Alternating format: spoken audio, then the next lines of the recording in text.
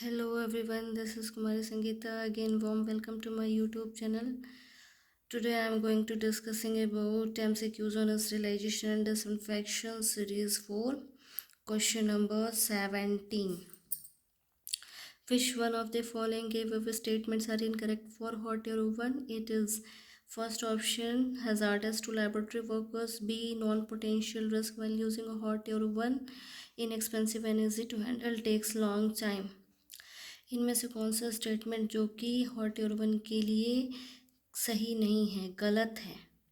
First, यह जो है लैबोरेटरी वर्कर्स के लिए ख़तरनाक है, या फिर हॉट एयर ओवन कोई भी खतरा नहीं होता जब हम इसको यूज़ कर रहे हों, ये इनएक्सपेंसिव होता है, हैंडल करना इजी होता है, लंबा समय लगता है।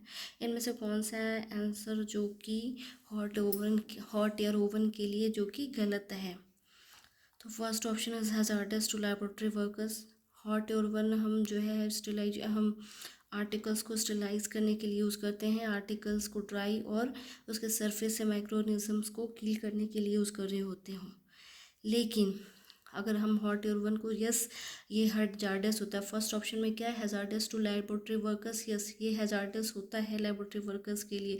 लैबोरेटरी वर्कर्स कौन, जो कि लैब में काम कर रहे हों, जो हॉट एयर हैंडल कर रहे हों, हैंडल करते टाइम उनके लिए ये खतरा बन सकता है। कैसे खतरा बन सकता है कि जो हॉट एयर ओवन होता है इसको हम लॉन्ग टेम्परेचर पे हम यूज़ करते हैं, 160 to 180 डिग्री सेल्सियस पे काम कर रहे होते हैं, और जैसे ही हम रन कर लेते हैं और उसके डोर को अगर हम अचानक से ओपन कर लें तो क्या होगा, thermal Burns from radiant heat.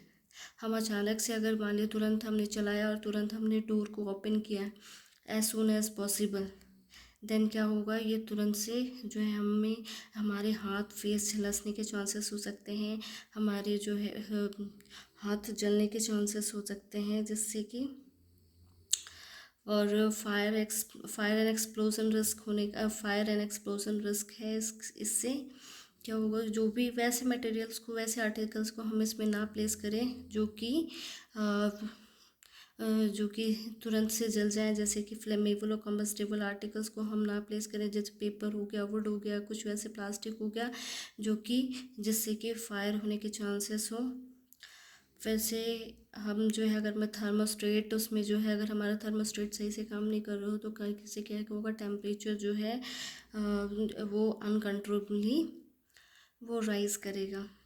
तो ये सारी चीज़ें जो कि हमारी लैबोरेटरी वर्कर्स के लिए ये जो है ख़तरा साबित हो सकता है। तो ये हॉट एयर ओवन जो है वो हज़ार्डस होता है लैबोरेटरी वर्कर्स के लिए।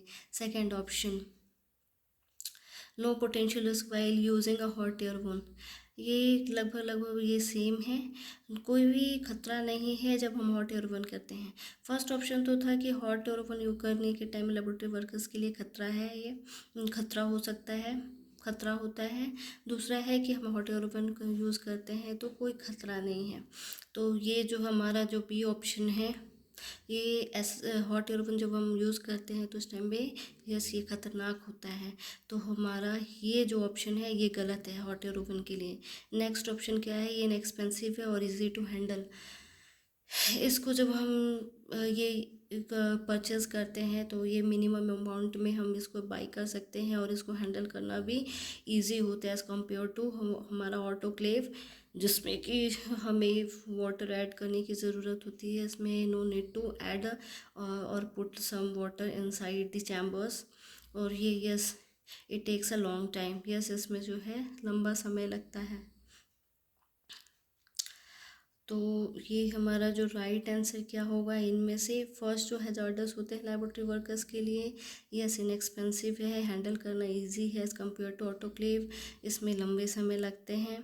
तो बी ऑप्शन जो कि कोई ख़तरा नहीं है जब हम हॉट एयर ओवन करते हैं, यूज़ करते हैं, तो ये बी ऑप्शन जो है वो हमारा राइट आंसर होगा। ये तो था कि हम जो है लैबोरेटरी वर्कर्स के लिए ये खतरा क्यों है, ये खतरनाक होता है, क्योंकि अगर हम इसको सही से यूज़ नहीं कर रहे हो तो ये खतरनाक साबित होता है। तो हमें क्या ये करना चाहिए जिससे कि सेफ्टी बरतनी, प्रिकॉशंस यूज़ करने चाहिए जिससे कि हमें बिल्कुल भी नुकसान ना पहुँचे। तो उसके लिए हमें क्या करना चाहिए, ऑलवेज़ पीपीई का इस्तेमाल करना चाहिए। जो भी हॉट एयर हैंडल कर रहे हों उनको पर्सनल प्रोटेक्टिव इक्विपमेंट ज़रूर पहनना चाहिए। जब भी हम उसमें अपने आर्टिकल्स को प्लेस कर रहे हो, निकाल रहे हो, तो उस टाइम में हमें जो है हीट रेजिस्टेंट ग्लव का इस्तेमाल करना चाहिए। फिर से जो है जब हम ओपन कर रहे हो तुरंत, अगर मान लीजिए हमने रन किया और हॉट एयर ओवन को रन किया और रन करने के बाद हम तुरंत अचानक से इस डोर को ना खोलें। कम से कम 40 टू 60 डिग्री सेल्सियस पे ये थोड़ा सा ठंडा हो जाए। 40 टू 60 डिग्री सेल्सियस पे ये थोड़ा सा ठंडा हो जाए, उसके बाद तब हम इस डोर को ओपन करें। अगर हम उस टाइम पे ओपन करेंगे तो इससे क्या होगा कि हम ये जलने से बचेंगे और जो है जो ग्लास वेयर्स वगैरह सब है वो अचानक से टूटेंगे नहीं। फिर से वैसे मटेरियल्स को हम प्लेस नहीं करें जिससे कि जो कि फ्लेमेबल हो और कम्बस्टेबल आर्टिकल्स हो, आग लगने के चांसेस हो। दूसरी बात है कि जहाँ पे हम इस हॉट एयर वन का यूज़ कर रहे हो वहाँ पे प्रॉपर वेंटिलेशन होना चाहिए। वेल वेंटिलेटेड एरिया में ही हम इसको यूज़ करें हॉट एयर ओवन को। फिर इसकी रेगुलर मेंटेनेंस होनी चाहिए कि हमारा ये सही से काम कर रहा हो हॉट एयर ओवन। तो ये हमारा जो है कुछ सेफ्टी प्रिकॉशंस है जब हम ये हॉट एयर ओवन यूज़ कर रहे होते हैं। Next question number 18।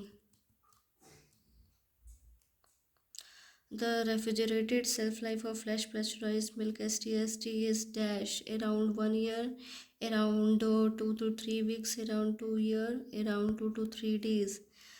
जो रेफ्रिजरेटेड फ्रेश प्रेशराइज्ड मिल्क का सेल्फ लाइफ कितना होगा, around 1 year, around 2 to 3 weeks या around 2 year. D option around 2 to 3 days। जो फ्लैश ये जो पेस्चराइज्ड जो पेस्चराइजेशन प्रोसेस का जो STST मेथड है, फ्लैश पेस्चराइजेशन है। फ्लैश पेस्चराइजेशन के बाद हम मिल्क को अगर हम ये रेफ्रिजरेट कर रहे हों तो उसकी जो सेल्फ लाइफ है, कब तक हम उसको फिर हम यूज़ कर सकते हैं, उस मिल्क को हम कब तक यूज़ कर सकते हैं, अराउंड 1 ईयर तक, या फिर 2 to 3 weeks तक, या तो फिर अराउंड 2 ईयर तक, या तो फिर 2 to 3 days तक।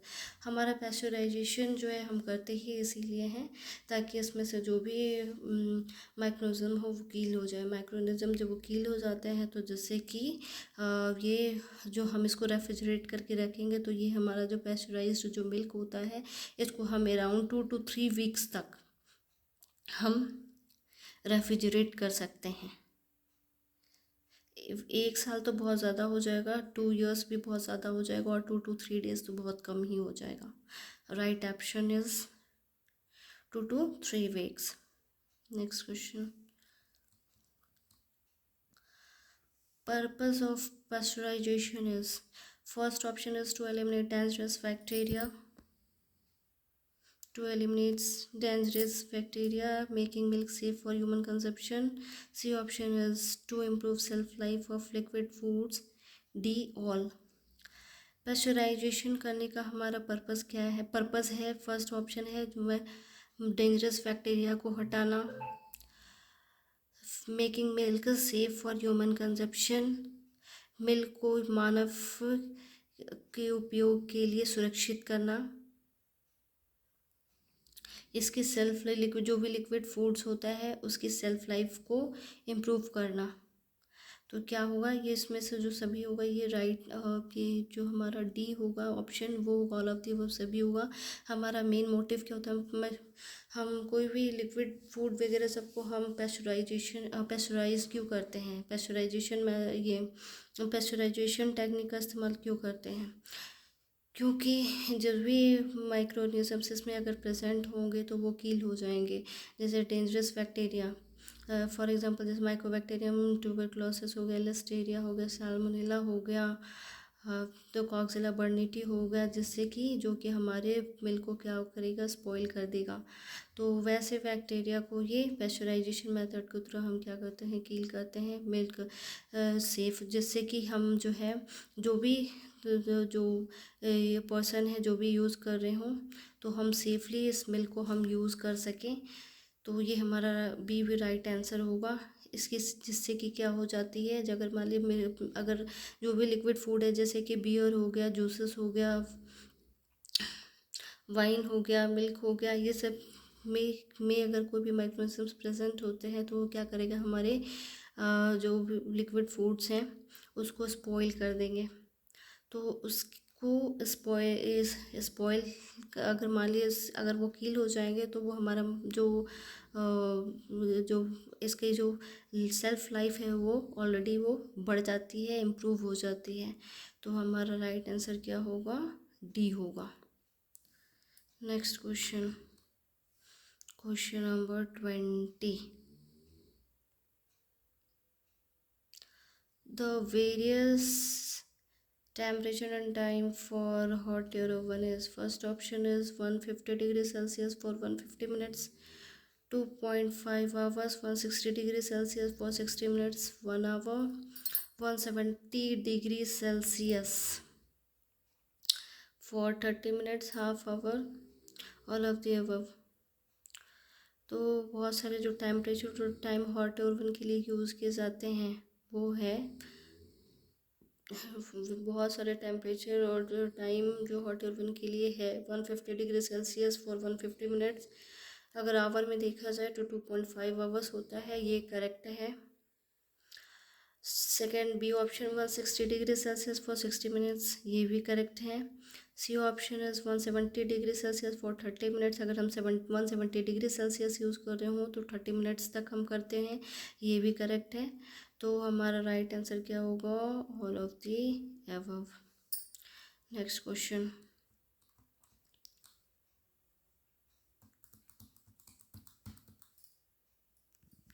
Question number 21। Autoclaves can be used for.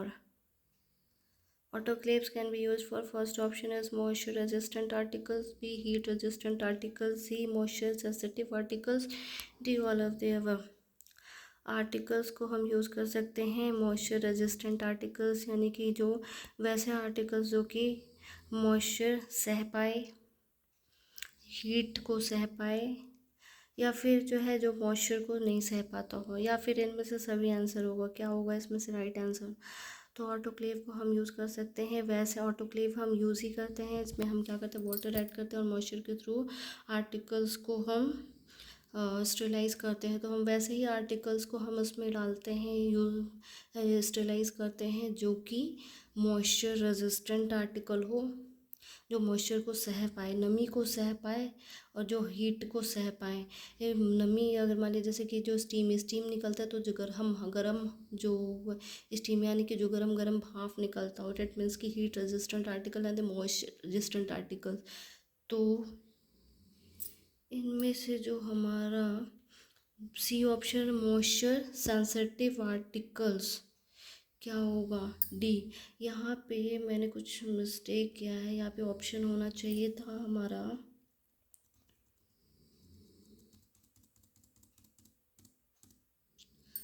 Both A and B.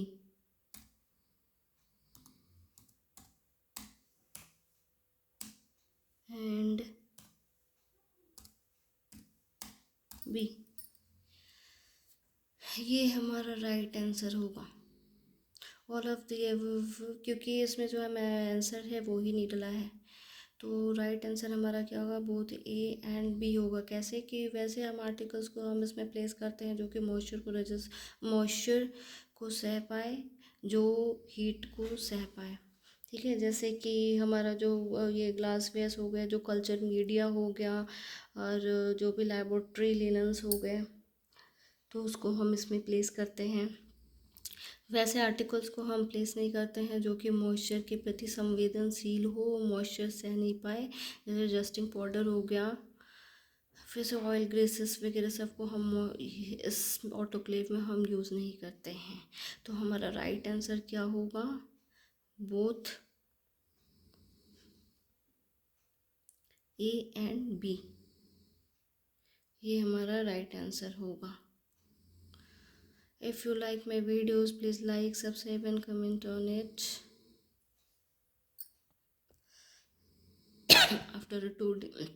After 3 to 4 days again I will upload some new videos on the same topic. Okay, bye, see you soon.